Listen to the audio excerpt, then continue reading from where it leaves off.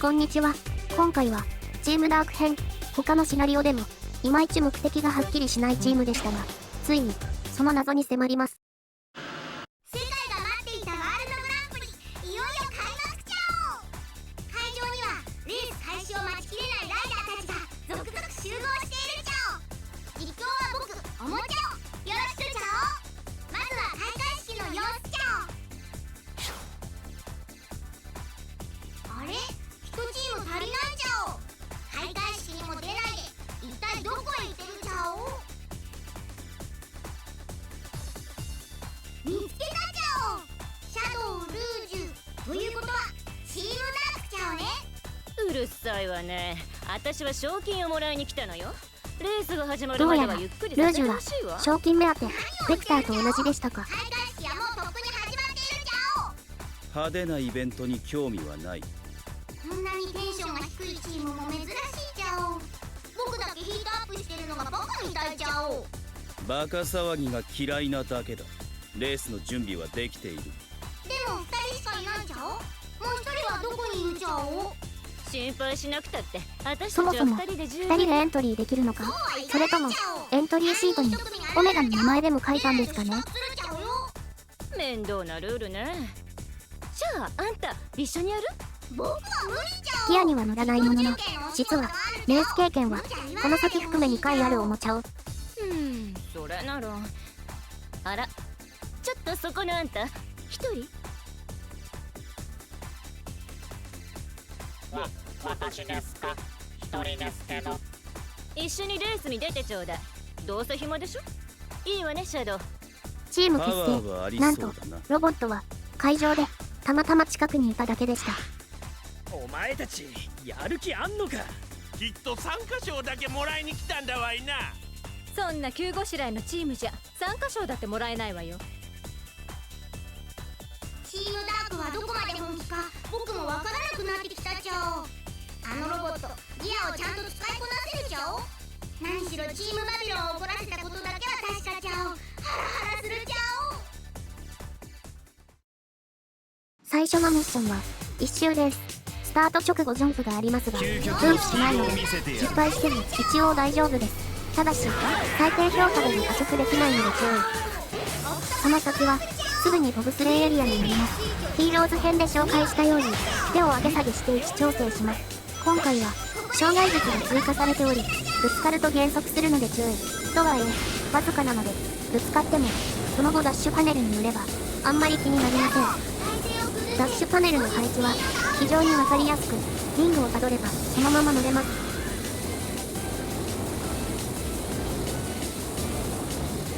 ボブスレーが終わって少し先、斜めに床でジャンプできるので飛ぶと、さらに上に、そのままだと上の骨に頭をぶつけるのですぐにしゃがみます。そこからさらに1段飛べるのですが、今回は失敗。下の場合は左右にハーフパイプ、左側にブラインドレールがあります。上をよく見るとわかるのですが、直線を進むだけでいい上にリングやボックスがあるんですよね。圧倒的に楽なので S ランクを安定して取るには上に行きたいですね。ダッシュパネルを乗り継いだら最後は大ジャンプです。ただし今回は水続きでエアーがもうないため強制的に C ランクとなります。左側の道に進み、その先のグラインドレールに乗ります。右に行くとレールがないので、もし通れても行かないように。その先はハーフパイプが続きますので、エアーがない時は積極的にトリックして回収しましょう。一応曲がれる場合は飛ばない方が早いですが、結構傾けるので体の負担考えると普通に飛んだ方がいいです。あとは直線に進むだけでゴール。 S ランクは1分45秒以内だと思います。見ての通りミスが多くてもこれなので、連続ジャンプをミスしなければ確定したようなものです。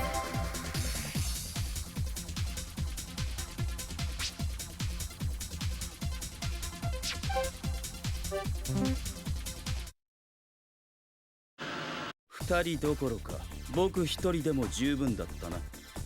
盗賊同士ならではの会話、クロスワールドでもありそうですね。だったら何なの？その程度のスピードじゃお宝なんて狙えないんじゃない？心配しなくても俺様たちは賞金も商品も実力で手に入れる。あらそう。言うことは勇ましいわね。バカにしてるわいな。相手にされていないのです。うるさいわいな。あわわいな。石頭だわいな。どうやら青色は赤色と違って走行が硬いらしい。次は新ミッション、タイムリミットサバイバルです。その名の通り、制限時間以内にチェックポイントを通過してゴールまでたどり着けばクリア。アーケードゲームみたいなルールですね。評価は距離ではなく残り時間となります。当然ながら速く走るにはエアーが必須。トリックとかで稼いでいきましょう。リングがないためダッシュパネルの位置が分かりにくいので注意。動画では見事に間違った方向に進みまくります。でもこれで動画化しているということは、つまり S ランクはこんなプレイでも十分可能ということです。判定を取るなら覚えてちゃんとダッシュパネルに乗りましょう。この先なのですが、通常のレースと違いアイテムボックスとかがない分、上に行っても得をするのが少量のエアーだけだったので、ちゃんとダッシュパネルの多い下の方がタイム短縮になると調べた上でわざと下に向かっています。あまり乗り継げてないので効果はいまいちですが、ちゃんと乗り継げば上よりもかなり効率的に進めます。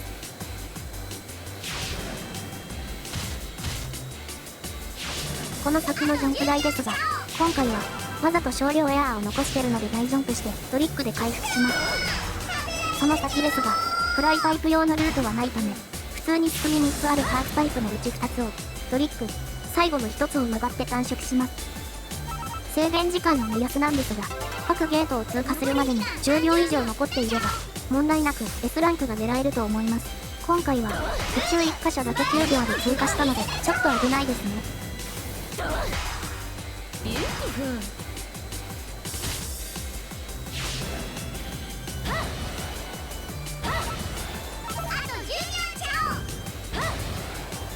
クリア。残り7秒46です。S ランク条件は残り7秒以上なのでかなりギリギリですね。体力的にギリギリまで勝負したくない人は、先ほど話したように道中の残り時間を見て10秒を下回ったらやり直しをしておくといいと思います。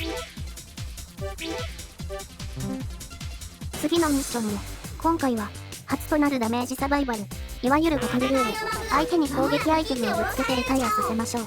当然相手を追い抜かないように出だしは遅く、攻撃アイテムは固定でスローイングボムが出ます。このボム、画面内のキャラと同じような感じでキャッチボールで軽く投げる感じの動きをすればホームインでする球が飛んでいくので簡単に当たります。前に出なければどんどん当たると思うので特に言うことはなし。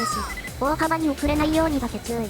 通り過ぎたらブレーキをかけたり壁にぶつかって相手を先に行かせるのも手です。クリア条件は左上のノルマ以上倒した上でタイムアップか全滅となります。 S ランクには全滅が必須ですが、正直役方さえ分かれば普通に投げながら進むだけでクリアできると思います。タイム以外でも終了条件があり、今のように攻撃を受けると素顔がエアーゲージとなっているところにあるメモリが減っていきます。これがなくなるとその場で終了ですが、これはトリックで高いランクとかを出すと回復します。また初期値からしてかなり余裕があるため、普通にタイムアップする前にゼロになる方が珍しいです。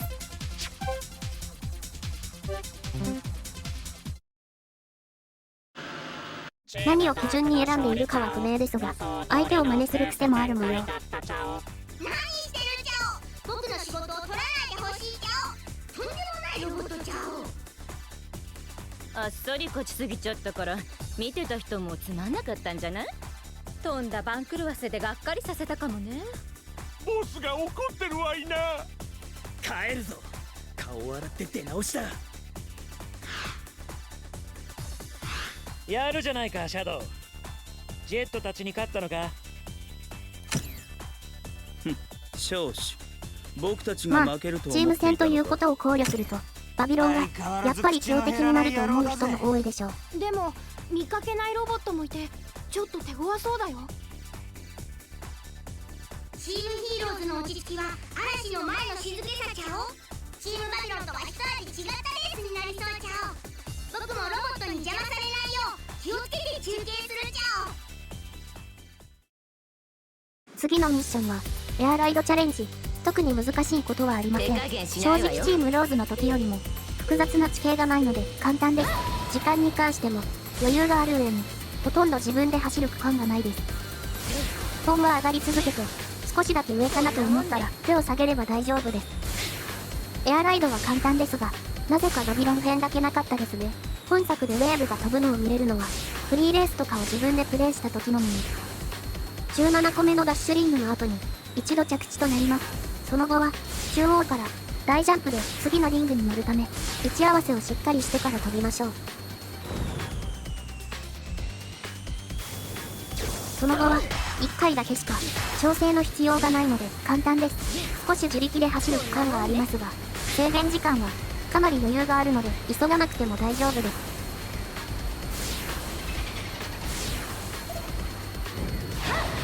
話にならないわ。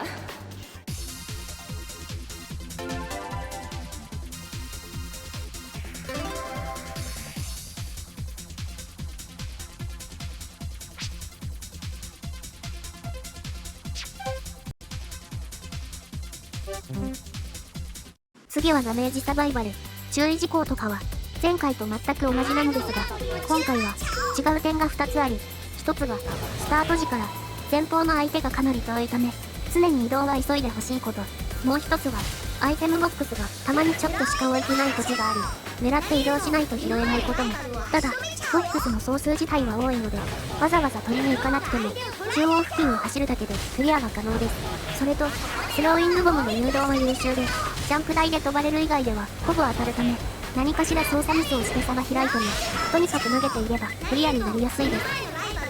リタイアしたキャラはその場で停止しますが、ボムの誘導には引っかからないので、かなり先のを倒した場合でも気にせず投げ続けて大丈夫です。ただし壁とかにぶつかった場合はボムが消えるので、曲がり角とかでは投げるタイミングに注意。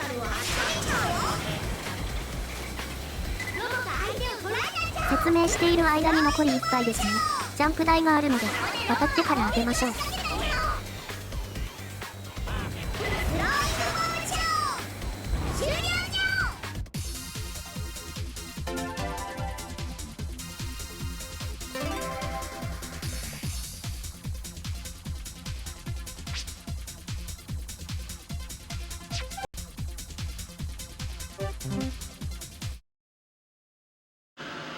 少し休ませてください。どうやら稼働制限がかかりやすいようです。高性能だけどバッテリーの消費が激しかったり、放熱が苦手だったりするんですかね。もう限界です。大丈夫？壊れちゃうんじゃない？そうなったらお払い箱よ。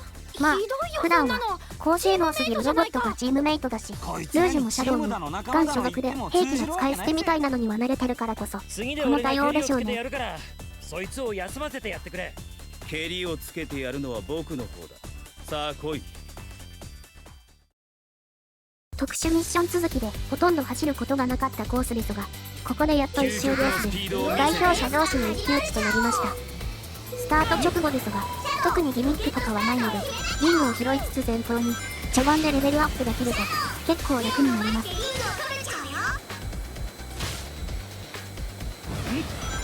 トンネル内の右側にはグラインドレールが長い区間をエアー消費なしで素早く移動できるので乗っておきましょう。レールを使ってグラインドしち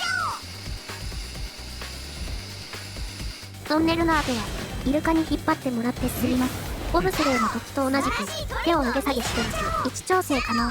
左右のジャンプ台のところにリングがあるので回収したいですね。このイルカは動きが若干ランダム要素があるらしく、毎回決まった動きはしません。また途中陸地が見えますが、陸地に乗ってしまうと落下のリスクが生じる上に、今回は違うのですが、たまにイルカがパワータイプかフライタイプ用の陸地の近くまで行くこともあるため、そのまま引っ張り続けてもらってタイプに関係なく走れる最終地点で打ち上げてもらった方が効率よく進めます。最後は建物の中を通って一周ですが、建物内部は左側がパワータイプ用ルートのものも今回は封鎖されています。壁にぶつかると当然減速するため、前もって右に移動しておくと安全です。一番右を通ると水の道でグラインドできますので、途中エアーが切れても大丈夫です。 S ランクは1分35秒以内だと思われます。結構ギリギリですね。もっとリングを拾えるようにしてレベルアップをすることや、イルカの動きにも若干左右されるので、とにかく挑戦してみましょう。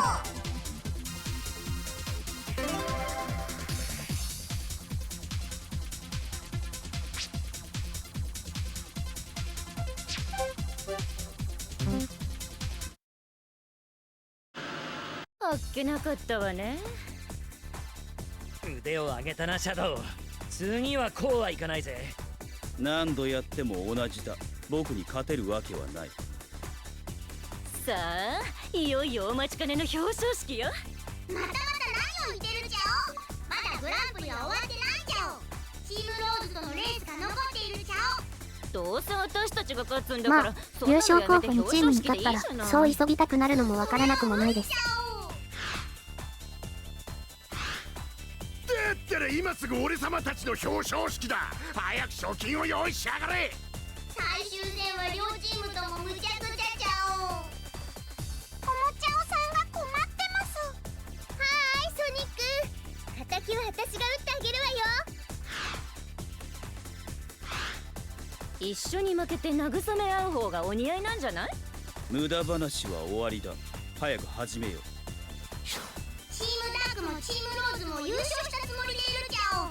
実際どっちが優勝してもおかしくないんじゃお。表彰式が終わるまで気が抜けないんじゃお。次はトリックアタック。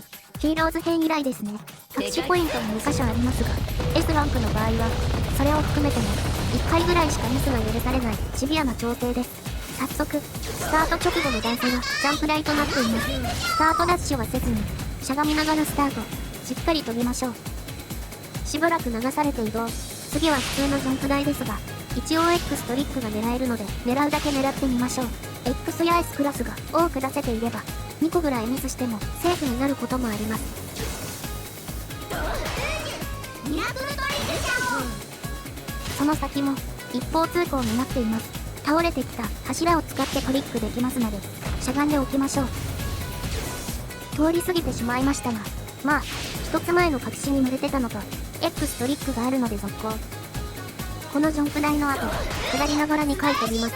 足が忙しいところなので注意。ここで軽快なトリック。ここが終わると、あとは2回しかチャンスがありません。S ランクの必要ポイントが38点。最後は S プラスや X を狙えますが、手前は S が限界なので、28点なければ、この時点でやり直した方がいいです。柱で飛んだ後に、割と短い間隔で、最後のジャンプとなるので、動きに注意。相変わらず足が忙しいです。話にならないわ。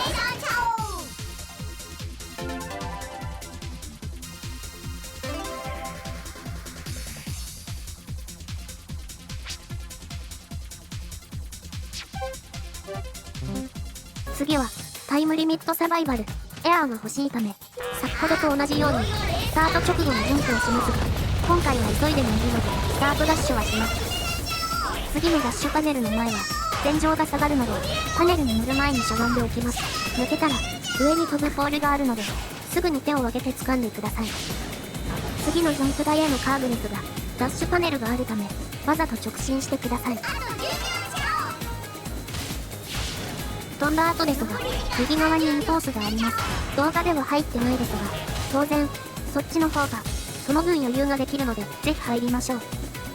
一応途中で右側に入れるので、合流も可能です。動画では相変わらず失敗してますが、まあ外側通っても S ランククリアできる証明ってことで、3連トリック地帯です。できればエアーを稼ぎたいですね。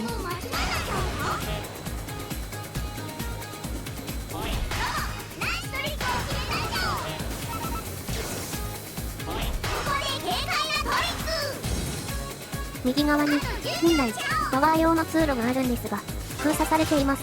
扉にはしっかり当たり判定があるので、当たるとよろけます。ご注意を。今のが実例ですね。これまでも見かけましたが、その気がなくても触れて、減速は結構あって、割と邪魔だったりします。分岐はどちらもいけるのですが、当然 S ランク狙いなら上ルートですね。しっかりジャンプします。あとは、ダッシュパネルで流されるだけでゴール。途中しゃがむ必要があるので、ジャンプ台が終わった後から先にしゃがんでおきましょう。S ランクのタイムは不明ですが、10秒以上かなと思います。見ての通り、結構ミスってても達成できるので、インコースを走り、最後の分岐は上にしっかり飛べれば、ほぼ確定だと思います。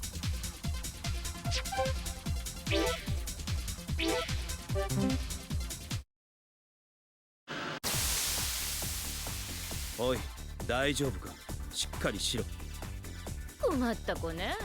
あと1レースで表彰台が待ってるのに。休ませてあげてください。賞金に目がくらむのはわかるけど、俺様だって仲間を犠牲にはしないぜ。まったくみんな大げさね。機械なんだから少しは煙も吹くでしょ。少しどころじゃないじゃない。確かに状態が普通じゃない。うるさわね。レースするのしないの？もうすぐに勝負つけちゃうからね。グラインドチャレンジです。トリックに続き、結構足に負担がかかるので注意。早速、スタート起点直後いつものジャンプエリアにレールがあるので、スタートダッシュなしで慎重に乗りましょう。連続でレールが来ますが、青いランプに惑わされないように、赤いランプの位置にいるときに自分が飛んでいればいいので、それを忘れずに、速度はいらないので、指定制御は無視して、レールが変わったらすぐにしゃがむ癖をつけましょう。ジャンプ台から飛び上がった後なんですが、今回は右側にレールがあり、自力で移動しないと見れないので注意。このレールでも途中で乗り換えするので、すぐにしゃがみましょう。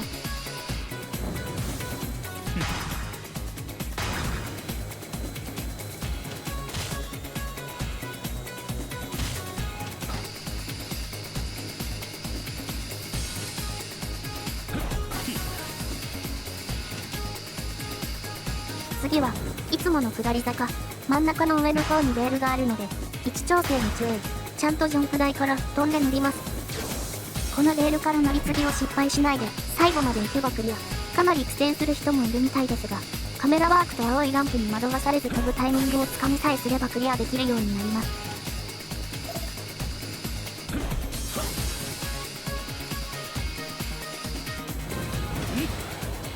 当然の結果だ。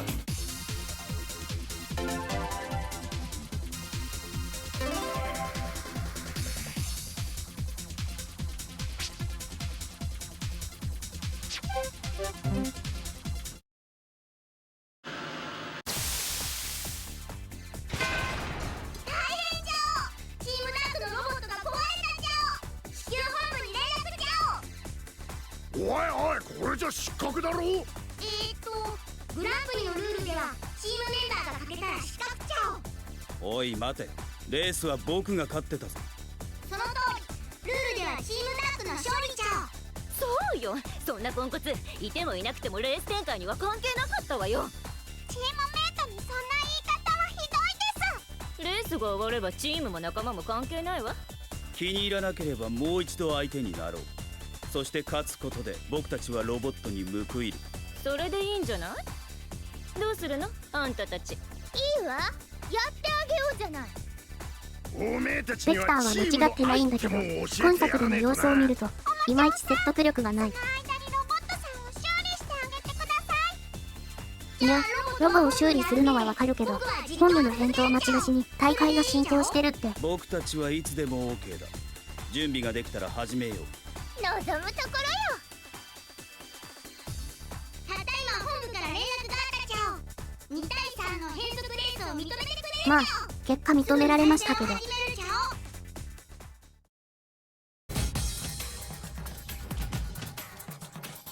究極のスピードを見せてやる。今始まるちゃお。ということで最終レースに、リングとかが配置されて走るのは敵ですね。スタート直後は、そのまま通過、しゃがみの後は、手を上げるか、先のポールに右手を伸ばして捕まりましょう。上り坂は、中央の列が終わった後にいるか、左に手を伸ばして、外側のリングも回収。これで有利になりましょう。やっぱりレースだと、妨害が厄介なため、早いうちに離れたいです。上がった後、左向きの道に出たら、左側が、スピード用の通路になっています。できれば曲がって入りましょう。グラインドできるので、エアーに余裕が出ます。ちなみに、今回のように間違った方に進んだ場合でも手を伸ばすとアイテムが取れます。失敗しても諦めずに、その先の下り坂はスピードタイプ用のルートはないので普通に進みます。降りたら少し進むと右側にパワー用の壁があるので入らないように注意。その少し先にグラインドレールがありますのでそちらに乗りましょう。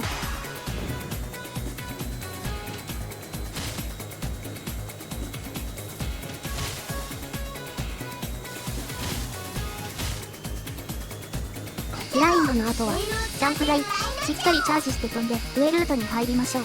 上ルートの場合は途中しゃがんで抜けるだけですぐにスタート地点について一周となります。解説するところは終わったので今回のストーリーの感想とかの話に移りましょうかね。チームダークは謎が明かされるみたいな前振りをした割にはほとんど不明のままでした。ロボに関しては視点が違うおかげで少し特徴とかが分かったもののまだまだ目的とかは不明だし、ルージュはそれなりに分かったとしてもシャドウは不明な点が多すぎます。当然これで終わりではなくストーリーは次回のラストストーリーに続きます。ラストストーリーはちゃんとしていて一部伏線の回収やついに裏側から真の目的を達成しようとしていた者たちが動き出します。過去作のような大きな事件が起きるわけではないもののそれなりに盛り上がると思いますのでご期待ください。で、ダーク編の感想ですが、シャドウはいつでも自信満々、ロボはモノマネばっかりで結局他の視点から見た時と大して変わらないままでしたね。ルージュだけは自分の目的も含め語ってくれたので収穫が全くないわけじゃなかったんですが、正直ストーリー面での新鮮さはあんまりなかったなと思いました。そもそもシャドウはなんで参加したのか、多分ルージュからグランプリに出る人数合わせをお願いされてソニックが出るならこっちが上だと思い知らせてやるみたいな感じなんでしょうけど、エミーの時もちょっと理由がないのが気になったと話したばかりですが、シャドウのソニック自体に勝負したい気持ちの表れか、エージェント側の設定を使って大会に潜入捜査という形で裏で悪さをしているやつを探し出すみたいなシナリオだったら面白そうだったんですけどね。キャラ交代はしてないもののこれはこれで何がしたいのかわからないだけになってしまっています。一方ミッション面では結構よく思っており、シンプルに総力が求められるミッションの多さは純粋に楽しく、そこに息抜きのように入ってくるバトルだったりと1ミッションあたりのテンポの良さはこれまでのチームと比べてとびきり良くなっています。そんなわけでストーリーは物足りないもののプレイ内容としての満足度はこれまでの中で一番かもしれません。それでは締めのご挨拶ご視聴ありがとうございました。この動画が役に立った、楽しめたらぜひチャンネル登録と高評価をお願いします。次回はラストストーリーことファイナルレース編です。今作はラストストーリーが独立していますが1ミッションの長さがそこそこだったり会話も多いためスタッフロール込みで普通に25分ぐらいかかります。ということでもう1本長い動画がありますがストーリーに関してはそれで完結となりますのでお楽しみに。以降はチームソニックレーシングに行きたいのですが急遽決まった企画だったため録画が終わっていません。そのためつなぎとして一旦フリーライダーズのタイムアタック編に入ります。今まではシリーズ通して固定されたキャラやギアで攻略していましたが今度は独自のカスタムやユニークなギアも登場します。またシルバーやブレイズのようなストーリーでは操作しないキャラにもポットが当たるのでそちらを楽しんでもらえればと思います。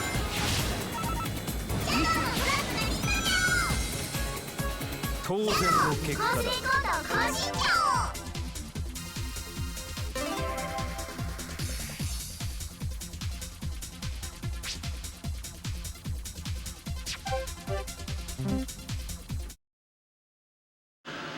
おめでとうじゃお。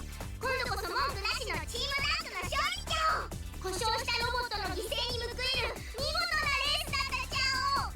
一人足りないチームで負けるなんてもう。ちくしょう、俺様の賞金が。ロボットさんは大丈夫ですか？チームダークの皆さんはどこに行ってしまったのですか？あ、そういえばチームダークの姿が見当たらないじゃお。どこへ行ったじゃお？見つけたじゃお。いつの間にこんなとこへいたじゃお。二人ともそんなところで何してるじゃお。表彰式が始まるじゃお。私は忙しいの。いただくものさえいただいたらもう用はないわ。僕も表彰式なんかに興味はない。グランプリ本部から賞金と商品を勝手に持ち出したじゃお。それは展示用のダミーじゃお。本物は金庫にあるじゃおよ。ちょっとやめてちょうだいよ。なんでそんな面倒なことするのよ。そりゃ今盗賊が何人かいますからね。仕方ない。